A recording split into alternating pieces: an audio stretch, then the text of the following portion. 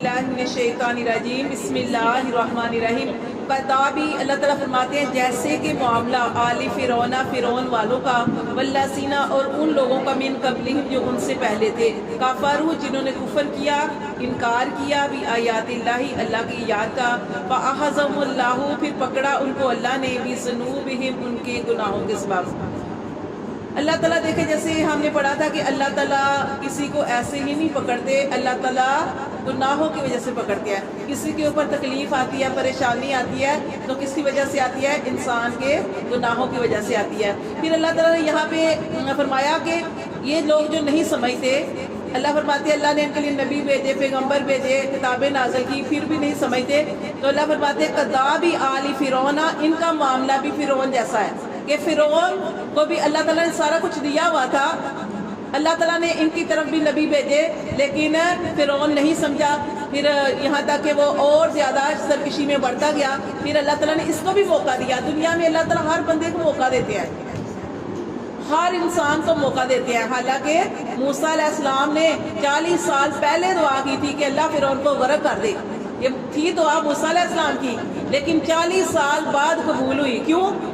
اس لیے کہ اللہ تعالیٰ نے اس کو ٹائم دینا تھا تاکہ کل کو یہ عذر پیش نہ کرے اللہ کے ہاں کہ اللہ تعالیٰ کے آگے یہ قیامت والے دن فرعون یہ نہ کہتا اللہ نے تو مجھے ٹائم ہی نہیں دیا، مہلت ہی نہیں دی۔ اس لیے اللہ تعالیٰ ہر بندے کو مہلت دیتے ہیں، اس مہلت کے اندر یا تو انسان سمجھ جاتے ہیں، سنور جاتے ہیں، اور یا پھر جو ہے سرکشی میں اور آگے بڑھ جاتے ہیں۔ اسی طرح آتا ہے نا کہ جب 40 سال کی عمر ملتی ہے، 40 سال آپ کی زندگی کو گزر گئے تو پھر آپ ایک رستے پہ چل پڑتے ہیں۔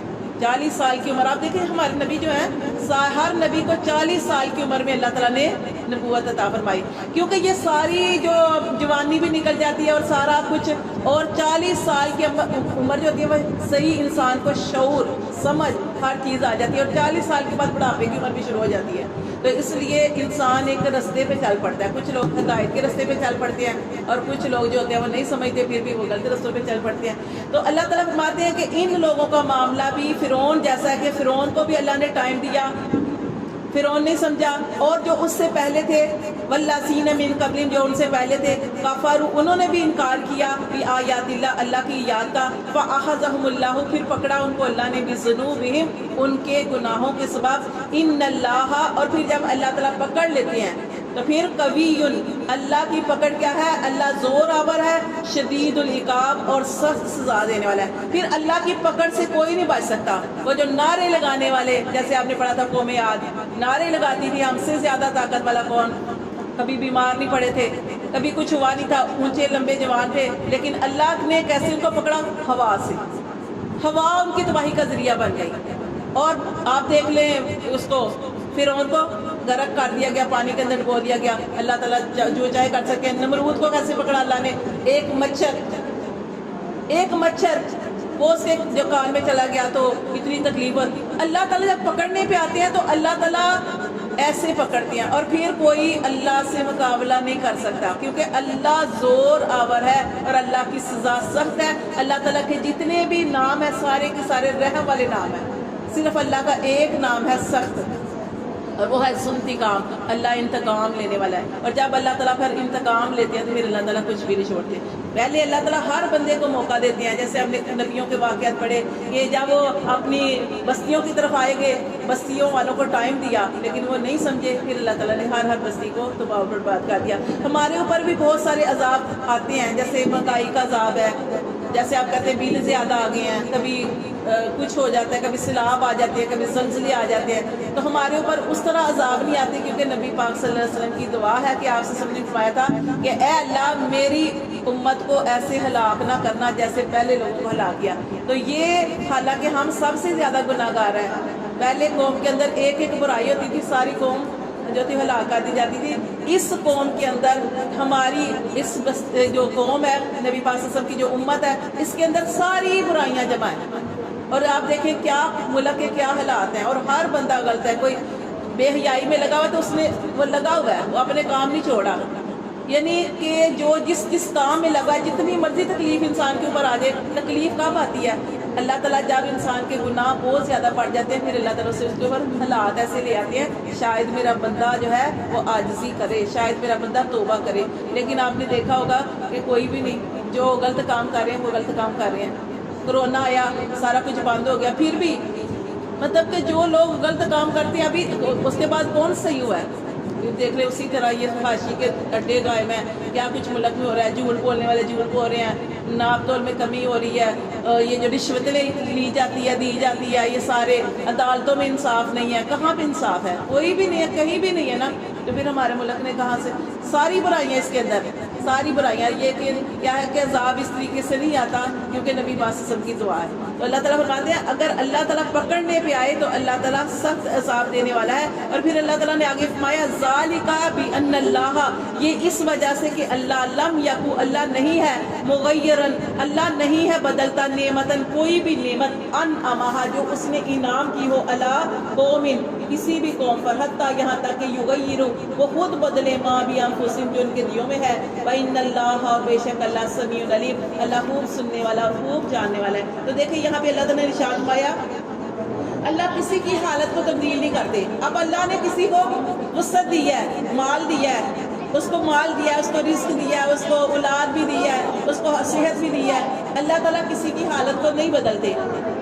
اب بدلتے آپ دیکھیں، جیسے آپ مشرکین کے بارے میں دیکھ لیں، مشرکین کیا کرتے تھے؟ مشرکین کیا کرتے تھے؟ اللہ کو تو نہیں مانتے تھے، لیکن اللہ کے گھر، اللہ کا جو گھر تھا وہاں پہ کعبے میں جا کے، جیسے آپ دیکھیں، جیسے ہم واقعہ پڑھیں غزوہ بدر کا، تو غزوہ بدر میں نکلنے سے پہلے ابو جہل جو کافر تھا، وہ کعبے کا غلاف پکڑ کے دعا کر رہا ہے، اے اللہ جو ہم میں سے جو حق پہ ہے اس کو پتہ عطا فرما۔ وہ اپنے آپ، کیونکہ یہ جو شیطان ہوتا ہے انسان کو کہتا ہے کہ تو ہی ٹھیک ہے، تو حق پہ ہے، تو وہ اس نے یہ دعا کی تھی کہ اللہ جو حق پہ اس کو فتح عطا فرما، تو اللہ نے ظاہر کر کے دکھا دیا کہ حق پہ کون تھا۔ پھر یہ جو مشرکین ہیں، یہ ان کے اندر بھی اچھائیاں تھیں، اور ان اچھائیوں کا بدلہ اللہ ان کو دنیا میں دے رہا تھا، کیونکہ اللہ تعالیٰ کسی کا حق نہیں مارتے، اللہ کسی کے ساتھ ظلم نہیں کرتے۔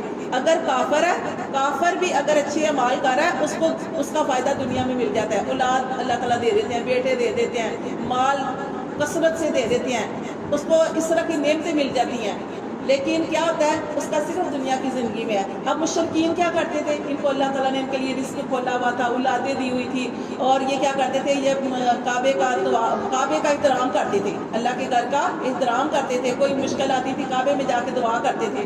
اسی طرح جو حاجی جاتے تھے، حاجیوں کو پانی پلانا، ان کی خدمت کرنا، یہ بھی کرتے تھے، اکرام کرتے تھے، اور مطلب کہ ان کے اندر بھی اس طرح کی چیزیں تھیں، جو مال خرچ کرتے تھے، اپنے مال کو خرچ کرنا، یہ ساری چیزیں کرتے تھے۔ لیکن جو ان کے ساتھ یہ معاملہ کیوں ہوا؟ ان کے ساتھ یہ معاملہ اس لیے ہوا کہ جیسے ہی کوئی مسلمان ہوتا، مسلمان کے ساتھ برا معاملہ کرتے، یہاں تک کہ جب نبی پاک صلی اللہ علیہ وسلم عمرے کی نیت سے نکلے ہیں تو انہوں نے آپ سے سب کو عمرے نہیں کرنے دیا۔ پھر جب مسلمان نماز پڑھتے تھے، جیسے ہم نے قرآن میں پڑھا، تو یہ باہر شور شرابہ کرتے، تالیاں بجاتے، سیٹیاں بجاتے، اس طرح کے معاملے کرتے۔ جب یہ لوگ نہیں، انہوں نے اپنے آپ کو بدل لیا، تو پھر اللہ تعالیٰ نے بھی ان کے ساتھ اس طرح کے معاملے کیے، کیونکہ اللہ فرماتے ہیں کہ اللہ کسی کی نعمت کو نہیں بدلتے، اس وقت تک نہیں بدلتے جب تک انسان خود نہیں بدلتا۔ اب دیکھیں کوئی انسان ہے، برا ہے، برائی کے راستے پہ چل رہا ہے، اب اس کے دل میں خیال آتا ہے، اللہ تعالیٰ اس کے دل میں ڈالتے ہیں، اور خود بھی وہ خیال کرتا ہے کہ میں ساری زندگی گناہ میں گزاری ہے، مجھے توبہ کرنی چاہیے، اللہ بڑا رحیم ہے، کریم ہے، وہ اس طرح کی اللہ کی صفات پڑھتا ہے۔ تو انسان جب اپنے آپ کو درست کرنے کی کوشش کرتا ہے نا، تو اللہ ہدایت دیتے ہیں کہ نہیں دیتے؟ اللہ دیتے ہیں نا ہدایت۔ اسی طرح اگر کوئی شخص جو پہلے نیکیاں کرتا ہے، لیکن اگر وہ برا سوچنے لگ جائے کہ میں اس طرح کروں گا، میں بھی ایسے کروں گا، ظلم کروں گا، زیادتی کروں گا، میں بھی جو چاہے کروں، جب وہ اپنی نیت خراب کرتا ہے تو پھر وہ اپنا عمل بھی خراب کر لیتا ہے۔ تو اس لیے سب سے بہترین چیز کیا ہے؟ انسان کی نیت ہے۔ نبی پاک صلی اللہ علیہ وسلم کی حدیث کا مفہوم ہے کہ اپنی نیتوں کو اچھا رکھو، اچھی نیت کی وجہ سے انسان داخل میں جنت کو مار دیا جاتا ہے، اور بری نیت کرنے کی وجہ سے اس کا عمل بھی برا ہو جاتا ہے، اور بری نیت کرنے سے آخر کار وہ بندہ جہنم میں داخل ہو جاتا ہے۔ تو سب سے بڑی چیز کیا ہے کہ آپ نے نیت اچھی کرنی ہے، نیت اچھی ہوگی اللہ تعالیٰ اچھائی کی توفیق بھی دے گا، اور اللہ فرماتے ہیں کہ اللہ نے جو آپ کو نعمتیں دی ہیں وہ آپ کو اللہ تعالیٰ چاہے تو دنیا میں مسلمانوں کو اللہ چاہے تو دنیا میں بھی نعمتیں دے اور آخرت میں تو ہے ہی ہے، آخرت میں تو انکار نہیں ہے، لیکن کافروں کے لیے صرف دنیا میں ہے اور آخرت میں ان کے لیے کوئی بھی حصہ نہیں ہے۔ اللہ فرماتے ہیں انسان جو بھی اعمال کرتا ہے اللہ تعالیٰ سب کے بارے میں خوب جاننے والے ہیں اور خوب سننے والے بھی ہیں۔ خوب سننے والے کہ ہم اپنے دل کے اندر ہی کوئی چیز سوچ رہے ہوتے ہیں، ابھی سوچ رہے ہوتے ہیں تو کسی وقت ہماری پوری ہو جاتی ہے۔ اللہ سننے والے بھی ہیں اور اللہ ہماری نیتوں کو ارادوں کو خوب جاننے والے بھی ہیں۔